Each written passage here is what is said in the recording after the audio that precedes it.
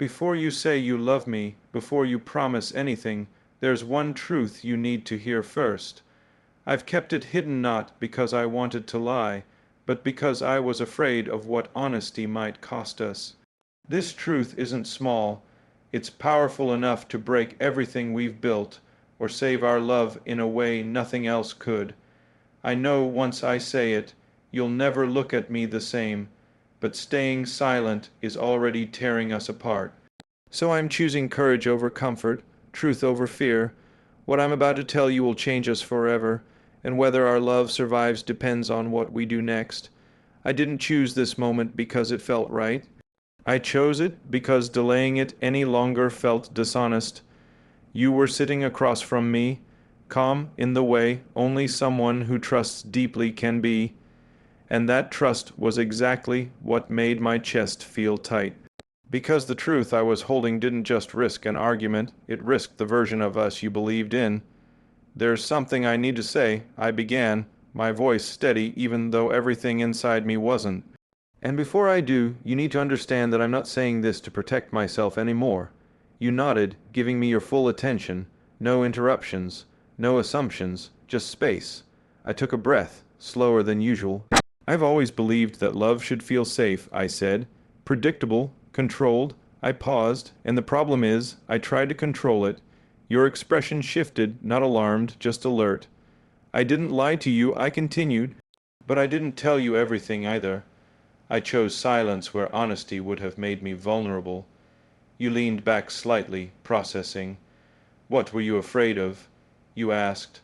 I didn't answer right away, because the real answer wasn't flattering. "I was afraid that if you saw all of me," I said slowly, "you'd realize loving me comes with weight." I looked down for a moment, then back at you. I'm intense, consumed by purpose, and when things matter too much, I retreat. You didn't deny it. That hurt more than if you had. I told myself I was protecting you. I went on, from pressure, from instability, from the parts of me that don't know how to slow down. My voice lowered. But the truth is, I was protecting myself. The room felt quieter after that. I didn't want to be seen failing at love, I admitted, because failure there feels permanent. You folded your hands together. "So what's the truth?" you asked again, gently but firmly. "The truth," I said, "is that I don't always know how to stay emotionally present when things get real." Your eyes softened, but there was pain there too. "When life gets heavy," I continued, "I move into problem-solving mode, efficiency, distance. I stop sharing not because I stop caring, but because caring overwhelms me." You let that sink in. "I know what that feels like on your side," I said quickly. "It feels like abandonment without explanation." You nodded once. "Yes," you said quietly. That single word carried months of unspoken moments. "This truth could destroy us," I said honestly, "because you deserve someone who doesn't disappear emotionally." I swallowed, "And it could save us, if I stop pretending this pattern will fix itself." You studied my face, looking for excuses. You didn't find any. "I'm not telling you this to ask for patience," I said, "or understanding without change." I leaned forward slightly. "I'm telling you because I refuse to let love exist in half measures anymore." You took a breath. "And what happens now?" you asked. That question carried everything: hope, fear, boundaries.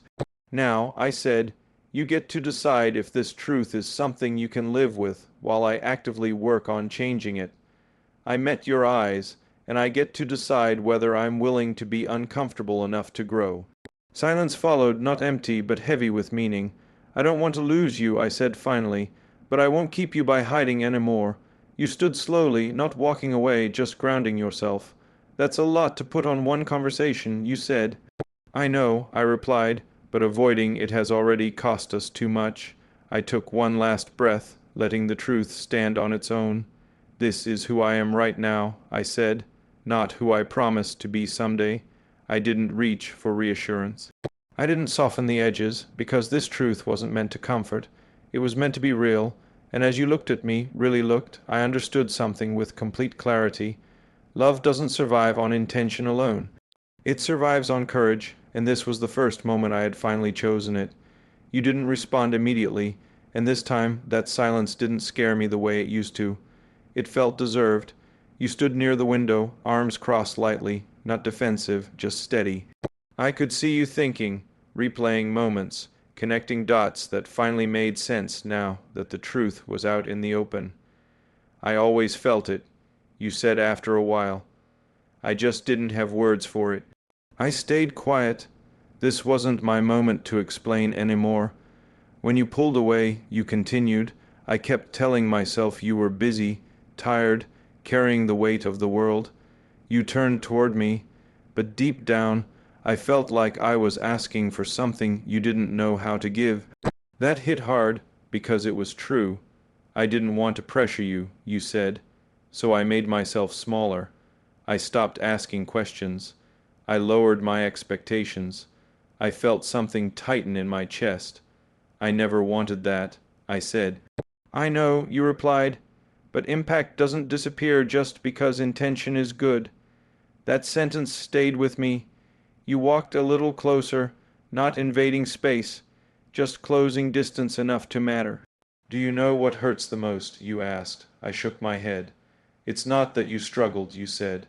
It's that you struggled alone and left me guessing where I fit. I looked down for a moment. That was never about you being unimportant, I said quietly. I believe that, you answered, but belief doesn't replace presence. We both knew this wasn't about one argument or one confession.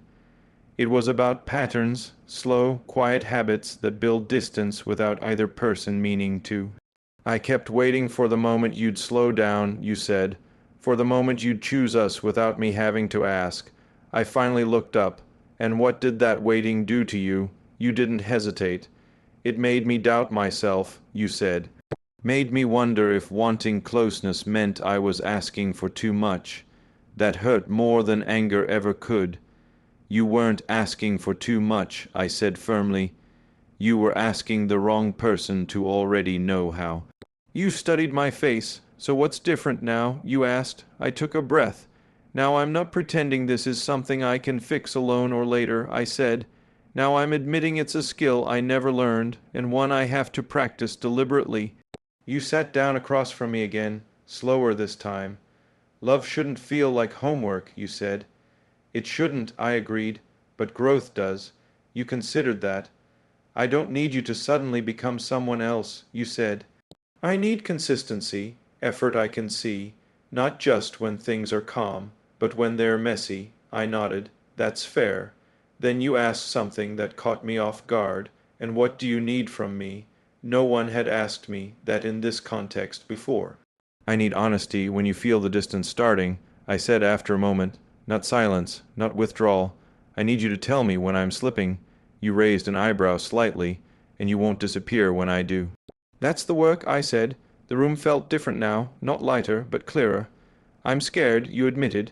Not of the truth, but of believing this time is different and being wrong again. I understand that, I said.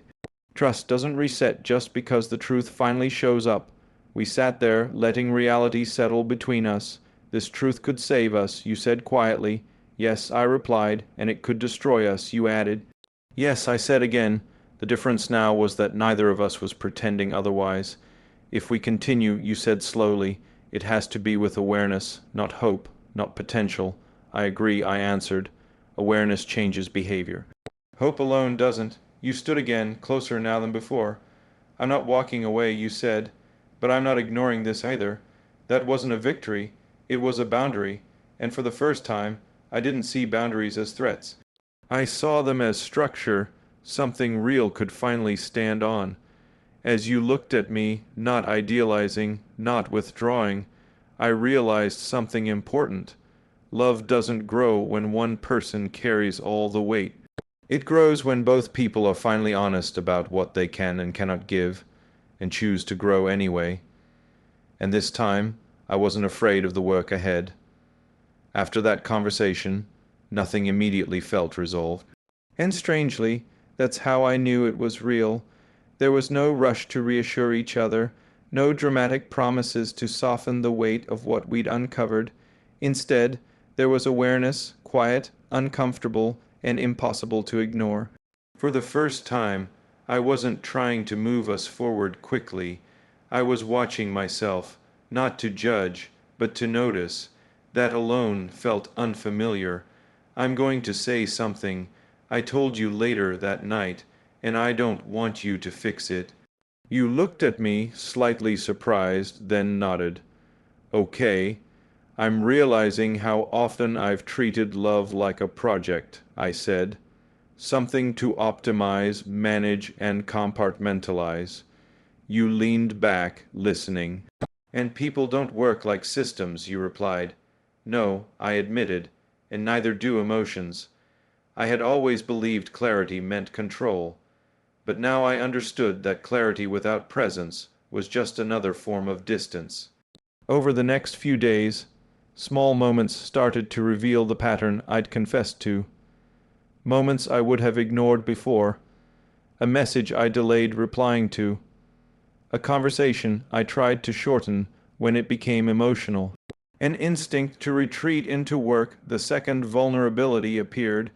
Each time I caught myself, not perfectly, but consciously. "This is what you meant," I said once, stopping mid-sentence. You looked at me, curious. "This is me pulling away." You didn't criticize, you didn't rescue, you just nodded, and now, you asked. "Now I stay," I said. It felt awkward, exposed, slow, and necessary. I began to understand something deeper. Patterns don't change because of intention. They change because of interruption. One evening you asked, "Do you know why this scares me?" I shook my head. "Because I've loved you at a distance before," you said, "and I don't know if I can do that again." That sentence stayed with me long after the room went quiet. "I don't want to love from afar anymore," I replied. "I want to be here even when it's uncomfortable." You studied me carefully. "Then show me," you said. And that was the turning point, not a declaration, a request for consistency. From that moment, the standard changed. Not perfection, presence. Not intensity, reliability. I started saying things out loud that I used to bury. "I'm overwhelmed. I need a moment, but I'll come back. I'm struggling, and I don't know why." Each sentence felt like learning a new language, and every time I said them, something unexpected happened. You stayed. Not because you were obligated, but because I finally let you. I always thought love required certainty, I admitted one night. You smiled slightly. "No," you said, "it requires participation." That word changed everything. Participation meant I couldn't disappear when things felt heavy. It meant I couldn't outsource emotional labor to time or silence. It meant I had to show up repeatedly, not just when it felt easy, and slowly something shifted. The distance didn't vanish overnight, but it stopped growing, and that mattered. One afternoon, standing beside each other in complete silence, I realized something profound. This truth hadn't fixed us, but it had stopped the damage, and sometimes stopping the damage is the bravest thing you can do. Because from that place, honest, present, accountable, real change can finally begin. By the time we reached this point, something subtle but powerful had changed between us. The tension wasn't gone, but it had transformed. It no longer felt like uncertainty pulling us apart. It felt like honesty holding us still long enough to choose. We sat together without filling the space with words. And for once, that silence didn't feel like distance. It felt like permission.